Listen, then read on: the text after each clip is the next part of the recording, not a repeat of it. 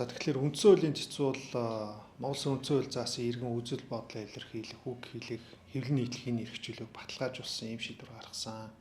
Өөрөөр хэлбэл эрүүгийн хуулийн 13, 14 заасан гүтгэх гэмт хэрэг бол энэ эрүүгийн хуулиар шалгах юм хэрэг биш юм аа. Иргэний журмаар явах ёстой гэдэг ийм дүгнэлтийг бол гаргасан. Одоо харамсалтай нь манай улсын их хурл энэ заалтыг хүчингү болгохын оронд бүр одоо ингээд дахиад оруулж ирж байгаа нь буруу байна гэж үзэж байгаа. За яагаад тэгэхээр сэтгүүлчид бол дөрөв дэх засаглал гэж ярьдаг тийм нийгмийн одоо хаана л асуудал байна, хаана болохгүй юм байна, тэнд явж идэг. За тэгээд одоо эрх мэдэлтэй, мөнгө төрөгтэй, албан тушаалтанд хүмүүсийн эсрэг явж идэг ийм одоо нийгмийн нүд чиг болсон хүмүүс аахгүй. Өөрөөр хэлбэл одоо дарга нарын дургуг хамгийн хөргөдөг хүмүүс. Тэгэхээр энэ эрүүгийн хуулийн заалт байснаар дарга нар бол ерөөсөө цагдаад л өгдөг болсон тийм ээ. Өөрийнх нь янз бүрийн тендрийг, ах トゥ хамаатан садных нь асуудлыг, төсвийн мөнгийг өргөө зарсан асуудлыг бичин гол цагдаад өгдөг. За тэгэхээр манай цагдаа нар бол нөө хэрэг шалгаж шийдвэрлэх энэ ажиллагаагаа бол эрүүшүүлт болгож хоригдог. Маш их явуулдаг. Өглөө ингээл нэг сэтгүүлчийг үүдэндээ дуутчаад огт асуухгүй. Бүтэн өдөр суулгана, хэд хоног явуулна. Энэ нь өөрөө тухайн сэтгүүлчийг залхах, цээрлүүлэх, одоо дахиж ингэж дуу хоолойгоо гаргах энэ зорилгыг мохож. За хоёр дахь асуудал нь юу вэ гэхээр эрүүгийн хэрэг үүсгэж байгаа. Өгсөн гомдлоор нь тийм эрүүгийн хэрэг үүсгэснээр сэтгүүлчийн одоо статус бол яллагдагч болно. За яллагдагч болох юм бол эрүүгийн хууль зааснаар одоо зорчих эрхийг хязгаарлана. Цагдаа хориноо. За тэгээд одоо хувийн баталгаа авнаа. За дээр нь нэмээд гэр оронд нь буюу одоо албан тасалгаанд нь үзлэг нэгжлэх хийх эрх нь нэгдэж байгаа. Бүр нарийн ярих юм бол одоо тусгай арга хэрэгсэл ашиглаж тагнах чагнах чинь боломж нь хуулийн дагуу өсөж байгаа байхгүй.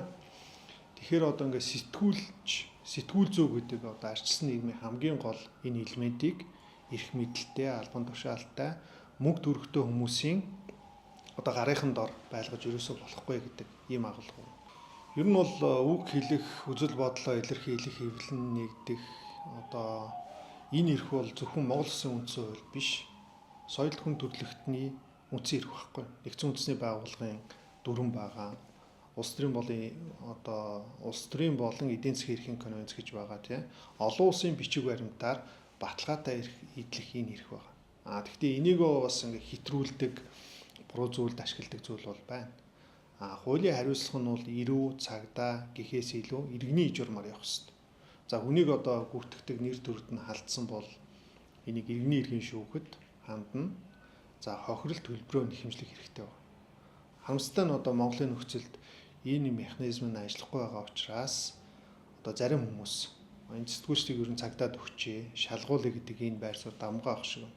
Тэгэхээр одоо би шүүхийн хандаж хэлмээр байна л да. Энэ одоо нэг нэгийг гүйтгэдэг нэр төрд халдж байгаа хэргийг маш хурдан шуурхаа ингээ шийдээ явах юм бол одоо аль талдаа маш одоо эвтэйхэн байдлаар зохицуулах гэдэг юм л да. Тэгэхгүй ингээл одоо шүүхт өгчдөг хэрэг үүсгдэггүй, үүсгэсэн хэргийг нь шүүхээр шийддэггүй. Тэгээд одоо хин дуртай нөгөө нэг гүтгэдэг доромжилдаг. За тэгээ манай сэтгүүлчд болдгоо, энэ дарга болдгоо гэдэг нэг ийм ойлголт байна. Тэгэхээр энийг ерөөсөө эрүүгийн хуулийнхээс илүү иргэний журмаар шийдвэрлэх хууль эрх зүйн орчин байна. Гагцуу одоо манай шүүхийн байгууллага шуурхай ажилламаар байна л гэж хэлэх байна. Яг гоо энэ бол ерөөсөө эрх мэдэлтэй хүмүүсийн л туйлын хүсэл байхгүй. Өөрийгөө шүүмжлүүлдэггүй, өөрийнхөө болохгүй бүтэхгүй зүйлийг олон нийтэд гаргамааргүй байгаа. Өөрөөсөө өөр үзэл бодолтой, байр суурьтай хүнийг одоо амын хамхих ийм л зорилго байгаа байхгүй. Бидний сонгосон нийгэм чинь бол олон ургалж үзэл, тийм ээ чөлөөт байдал, эрх чөлөө энэ дээр л тогтдог байхгүй. Ер нь бол нийтийн албанд ажиллаж байгаа хүн, төсвөөс цалин авж байгаа хүн бол сэтгүүлчийн асуултанд бол хариулах үүрэгтэй. Сэтгүүлч ямар ч байдлаар тухайн хүнд одоо асуулт тавьж болно. Энэ дээр бол уурлаж, бохимдож, дурууцгүйгээр хариулах нь өөрөө тэр хүний үүрэг байхгүй. Яагаад тэгэхээр энэ хүмүүс та бидний төлсөн татварыг захин зарцуулж байгаа юм л хүмүүс байна. Тэгэхээр энийг бол одоо ингээд нэг цагдаа болгоод эрүүжүүлээд одоо үг хэлсэн, үзэл бодлоо илэрхийлсэн, өөрийг нь шүүмжилсэн ийм сэтгүүлчдийг айлгадаг байдлыг л зогсоомоор байна. Тэгээ үндсэн хуулийн цэцгийн хувьд бол би маш зөв шийдсэн гэж үзэж байгаа. Харамсалтай нь одоо энэ явж байгаа хуулийн төсвөл эрүүгийн хуульд орж байгаа 14.10 гэдэг заалт бол өмнө нь байсан одоо байдлыг дордуулж ийна л гэж харж байна.